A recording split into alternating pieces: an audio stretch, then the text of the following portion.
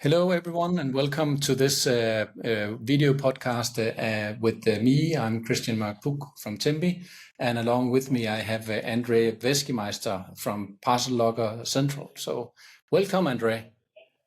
Hi, Kristian. How are you today? I'm absolutely fine. Delighted to be here. Yes, I'm delighted to have you here. So maybe you can just briefly introduce. So who are you and what is ParcelLocker Central? Sure, thank you. So my name is André V. My background is I was a CEO of Estonian Post or Omniva. And after leaving the company, I was so in love with ParcelLocker, so I established a company called ParcelLocker Central with a mission to promote and share the best practices of automation that comes to parcel lockers and last mile delivery. And now I'm entering office lockers segment that is also lockers and automation. So this is what I do. I talk to people mainly in Europe, but also in other continents. Yeah, this is what I do. Yeah, excellent. Good to have you. And for those who might not know me, I'm CEO and founder in Tembi, which is for commercial teams in the e-commerce industry that want to unlock growth. And Tembi is the leading intelligence platform that delivers that deep market insights and uncover the hidden commercial opportunities so they can make smarter tactical and operational decisions. So that is what we do based on a platform with machine learning and open data and some very intelligent data gathering that we're doing ourselves. But I'm not here today to talk so much about Tembi and myself because you are the distinguished guest of today, André. And the thing is that we've known each other for a while now, and we know each other because we bring different elements and insights and perspectives to the e-commerce industry and the delivery industry, and I wanted to share some of your insights with people in my network as well today. So why is it that you've chosen to focus so much on ParcelLocker specifically? The reason is very simple. Actually, I do believe in two things. I do believe in automation, and I do believe in consolidation. So this is sort of in terms of last mile and logistics, and why I do believe in those things. Let's look at the demographic situation. So the last mile deliveries, so-called home delivery, has been performed usually a man and the van combination. So there is a man driving a van delivering parcels to your home. And if now the parcel market is growing 10, 15, 20% per year, we have to increase also that capacity. We have to increase the number of van and number of drivers in the streets. But this is not sustainable. This cannot happen because we have already traffic jams and they are getting worse. We have a shortage of drivers already in some countries. The fuel prices are going up. So I do believe that we have to solve that puzzle through automation and consolidation, and this is where parcel lockers are come in.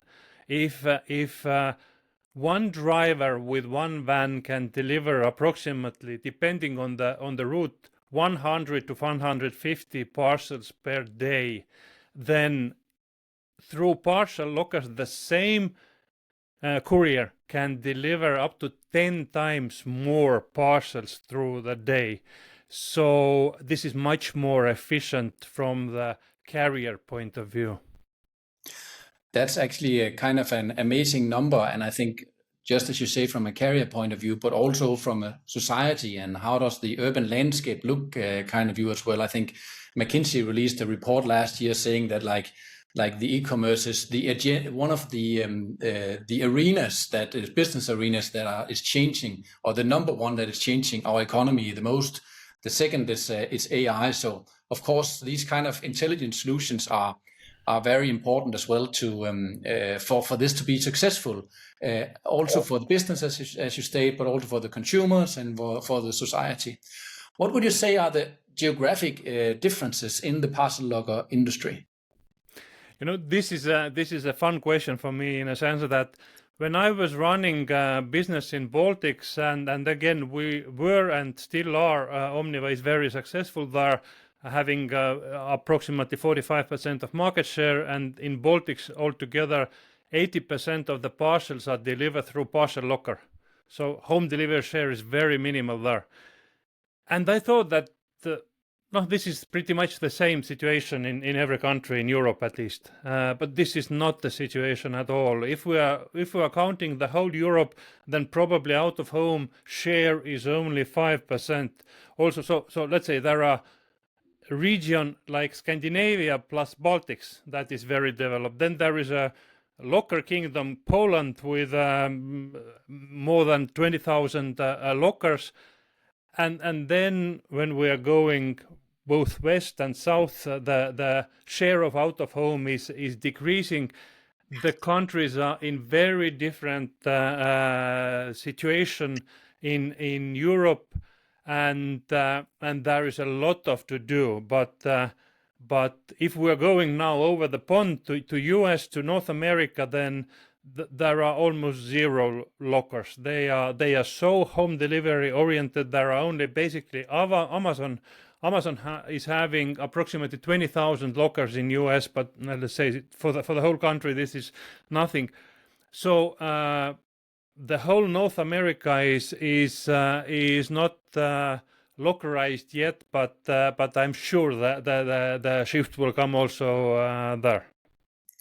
I remember actually that you shared that insight. I think it was in the autumn or over the winter, and I was very surprised about that. Why do you think that that is the situation in North America compared to Europe? There are several reasons for that. First of all, is the domination of three carriers, USPS, FedEx, and UPS. They have been driving this home delivery model, and customers are very used for that. Second, that is very different from the urban planning's point of view. In North America, let's say especially in US, there are no sidewalks. People are not walking there. People are driving. And in our case, let's say in Europe case, mainly in Nordics case, a lot of the customers are retrieving their parcels going by walking to the parcel locker, not by car. So this is one thing, and one fun fact more. I think everybody remembers that a few months ago there was U.S. ports employees were on strike, and this was the first time I saw. I think it has never been for last 100 years the strike that was demanding measures against automation. So the trade unions, the sort of the employees' mindset is most probably also against that. But let's say during the last month, the situation with new president and new economic politics, starting from the tariffs, is changed totally the scheme there. So very big changes can happen also there. And it's difficult to predict what is going to happen. Even though you don't like to predict stuff, I don't want to predict anything in that domain currently. What do you say if we just if we don't focus too much on the U.S. Political change there? But what are the most interesting developments would you say in the international shipping and delivery market? No, there are. We can tackle this in several ways. Let's talk about the business case now. I see in Europe there is big consolidation. There are big companies are consolidating their capacity, making collaborations. I think this is a sort of one trend that I see. the other thing, mainly in Europe, is fun fact again. We have very developed logistics markets, but they are inside every country. So basically, I say that we have 50 kingdoms of logistics, and cross-border delivery is not working well or at all. And this is also changing. The InPost that is definitely leader in ParcelLocker deliveries is leading the way, starting provide from last year locker to locker delivery from 8 countries with starting with €6. So this is a big fundamental change. I think the cross-border deliveries will be growing. Now, when we are looking at from the technology point of view, then everybody has been talking for 2 years about AI. I do claim that AI has not yet fully become a part of logistics. We are just talking, we are just trying, we are just testing, but there are no is very strong expression. There are very few occasions where AI is really in a large scale incorporated in the production processes. And talking about AI, then I do see that the AI agents technology that is sort of the newest comer to the scheme. This has every sort of power to change this industry a lot. So these conversational models that clients can talk to the bots, redirect the parcels, or get the latest information, or do different kind of interactions. It was previously available, but through the call center. But call center setup is extremely expensive setup. Now, if AI agents can substitute basically call center with almost zero operational costs, I think the magnitude of that for the logistics will be very big. And one more thing is, again, for 10 years we have been talking about data, but still my claim is that we are not using properly the data, or let's say that companies have been learning to use their own data quite well already, but the rest of the data, what comes to competitors, what comes to prices, what comes to market sentiment changes, I think that this is not used, and this is again AI that will help to structure also this sphere of business. You know, that's you don't have to tell me, that's just down my alley, but I think I'm happy that you see, from my perspective, of course, that you see that this is one of the driving forces, because that is what I think as well, and what we think here in Tempe as well. And I think you talked a bit about AI before, and you can discuss what are the impacts of it. I would assume that we would see that there would be like an impact in terms of higher efficiency and internally in the companies, but also much better, you could say, much better user experience or customer experience. And then there might be some business models that we don't know yet, but that will grow on top of these new technologies.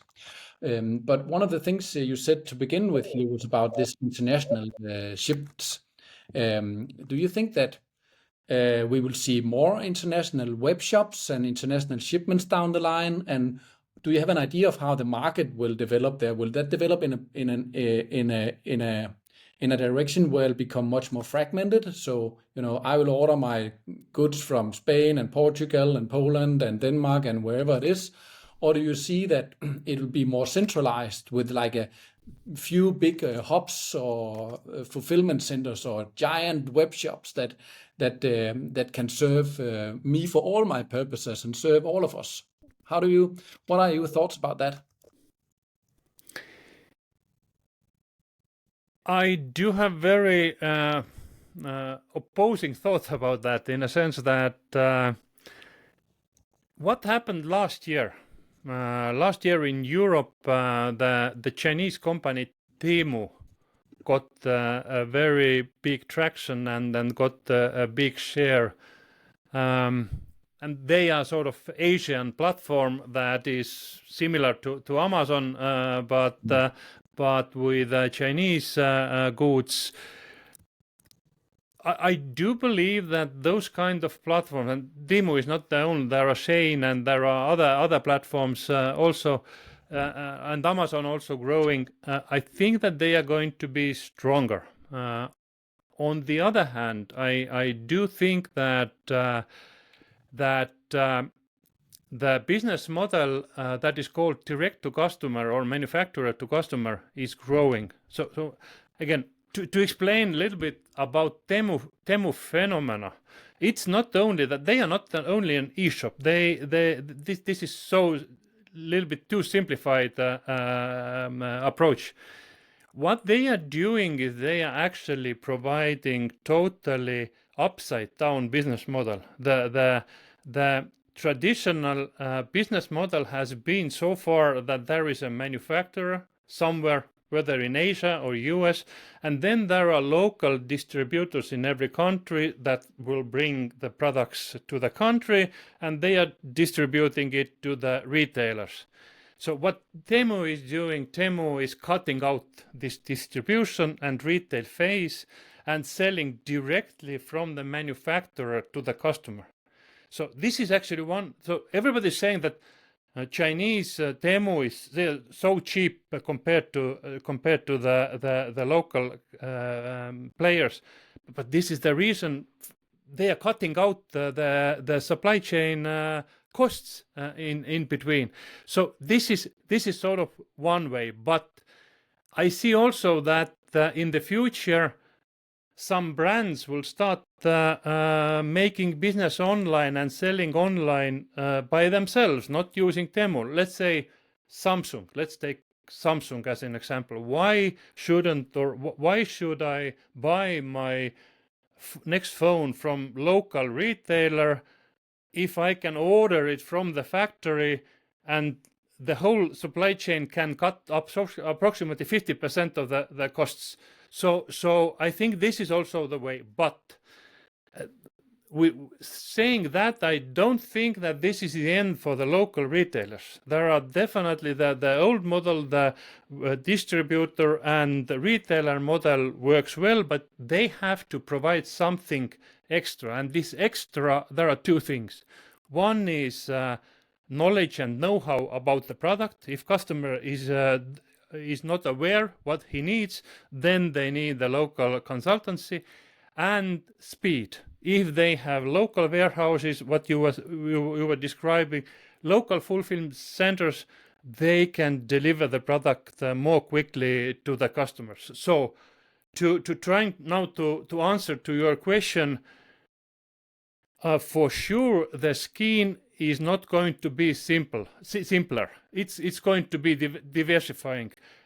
I'm absolutely sure that cross-border commerce will grow and much more than it is from today, not only from Asia but also in Europe level. So I might be buying my next suit from Spanish shop or wherever. So